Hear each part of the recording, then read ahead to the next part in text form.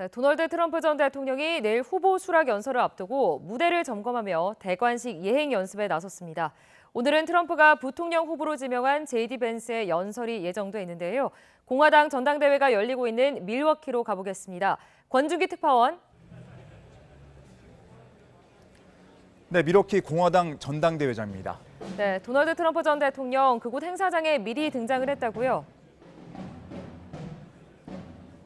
그렇습니다. 제가 있는 전당대회장은 아직 행사 시작 전인데요. 조금 전에 트럼프 전 대통령이 제 바로 뒤로 보이는 무대에 등장했습니다. 내일 수락 연설을 앞두고 미리 무대를 점검하기 위해서 나타난 겁니다. 일종의 리허설 성격으로 무대에서 행사 관계자의 설명을 듣고 트럼프도 의견을 말하는 모습이 보였습니다. 트럼프가 무대를 점검하는 동안 외신들은 연신 플래시를 터뜨리며 관심을 보였습니다. 트럼프 전 대통령은 10분 정도 무대에 머물다 조금 전 15분 전쯤 행사장을 떠났습니다. 네, 또 내일 트럼프의 연설 내용에도 관심이 모이고 있죠. 그렇습니다. 트럼프는 나흘간 전당대회의 마지막 날 연설로 대미를 장식할 예정입니다. 내일 연설에서는 지난 주말 피격 이후 달라진 모습을 보일 거라는 전망이 나오는데요. 트럼프의 장남인 도널드 트럼프 주니어는 총격이 아버지를 변화시켰다며 당초 준비했던 후보 수락 연설문은 강렬하고 논쟁적이었지만 이후에 많은 수정을 거쳤다고 말했습니다. 트럼프 전 대통령도 앞서 총격 사건 이후 연설문을 수정했다며 바이든 행정부에 대한 비판 대신 국민 통합에 초점을 맞출 거라고 밝혔습니다. 이에 따라서 내일 트럼프의 연설에서의 표현이 평소와 어떻게 달라졌고 또 내용에도 어떤 변화가 있을지 관심이 모이고 있습니다. 네, 또 오늘은 트럼프가 부통령으로 지명한 제이디 벤스의 연설이 하이라이트가 될 거라고요. 네, 여기 시간으로는 오늘 밤 9시 반쯤, 한국 시간으로는 오전 11시가 넘은 시간에 트럼프의 부통령 후보인 제이디 벤스의 수락 연설이 예고돼 있습니다.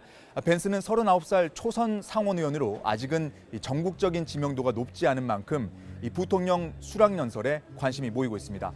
흑수저 출신으로 이 자수성가한 자신의 성장 스토리를 강조할 것으로 보이고요. 집권할 경우 정책과 비전도 내놓을 것으로 보입니다. 원래 트럼프는 후계자를 키우지 않는다는 말이 있었는데 이번에 젊은 신의 정치인을 부통령으로 세우면서 사실상 트럼프 후계자로 낙점된 것 아니냐 이런 관측도 나오고 있습니다. 오늘 벤스가 무대에 오를 때 소개는 가까운 친구 사이인 트럼프의 장남 도널드 트럼프 주니어가 할 예정입니다. 네, 4흘차 전당대회 주제가 또 외교 정책에 맞춰질 거라고요. 한반도 문제도 다뤄질까요?